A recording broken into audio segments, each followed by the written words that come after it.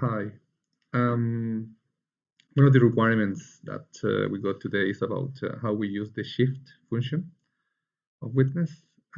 This is pretty simple. Basically, what happens is that we can add a schedule in order to make every part or every component of witness work is regarding to a shift or as a schedule. Now, the best way to understand this, we can create our own model, but ideally you can try to use all the potential elements or examples that witness brings in.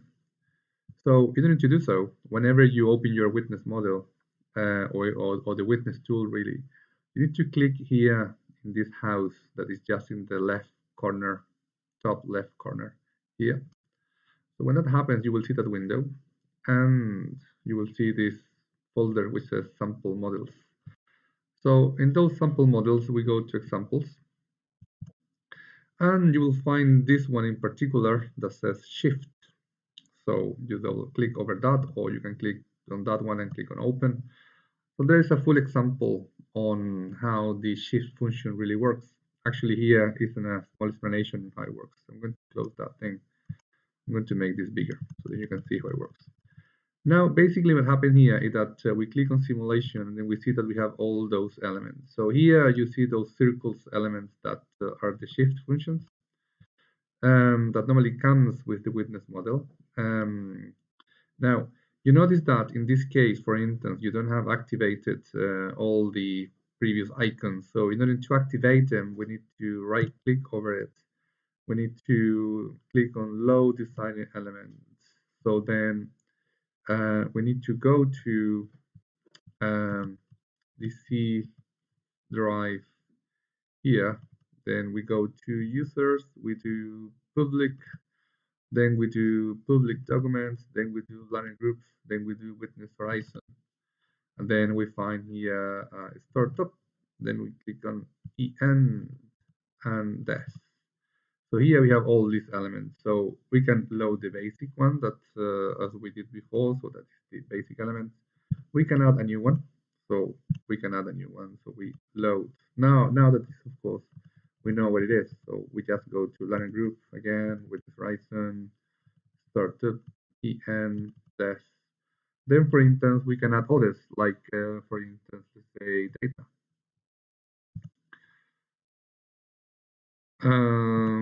Okay, so this one in particular is not working well in my version, so it's fine.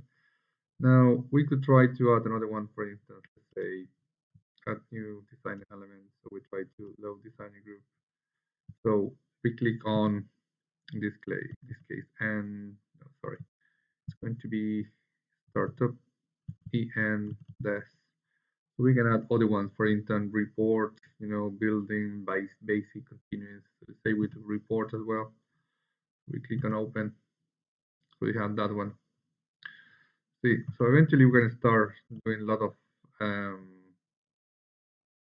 those things. So here is the shift element that appears here. So we have a lot of shift elements that we can add. Now, what happened here is that in this model, all of them has been already used. So in order to know how this works, so basically you right click over this element, you click in use, so you can see what is used. So in this case, for instance, that particular day-night shift is being used in part, right? So we click there, and then see where used, says in the part section, in the shift, in the shift name option. So here says shift. So here we have the shift is being used. So what this day-night does, so we double click over the shift, the day-night shift. So here we can see that we have 4 periods. So one is 240, working time of 480.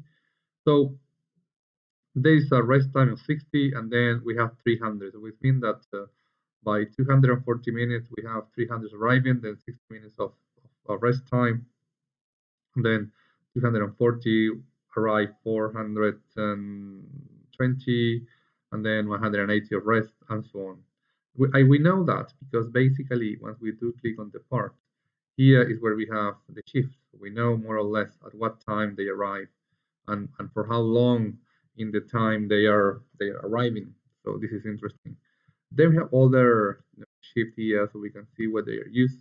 So this one in particular is used, well, this is basically is used in the same place, so there's nothing to do about it. So once we run the model, you see, we know that now every part is arriving based on that particular shift. And the very interesting thing is that we can change a lot of things. We can see even that this other one, if this is used anywhere. No, it's not using anywhere, so maybe this quick. So this is used anywhere. This is using the machine, for instance. So this means that I go to the machine, but where exactly? Here says shift, you see, in the top. So here I use the shift enable, and I can choose which shift I'm going to use. So that means that either the part or the machine use a shift. So this is a very good example. Try to see how it works. Try to run slowly, and then you can easily understand how the shift works. The important thing is that the units, if we go to the clock, you can see here that units here are in the custom order, which means that the shift is really taking control about the timing. But if you want to express this in time, hours, minutes, days, or seconds, of course, you can really change this in the way as you're ready now. So I hope that this shift explanation has been useful, and of course that any more questions, please don't hesitate to ask us to anything that you need. Thanks.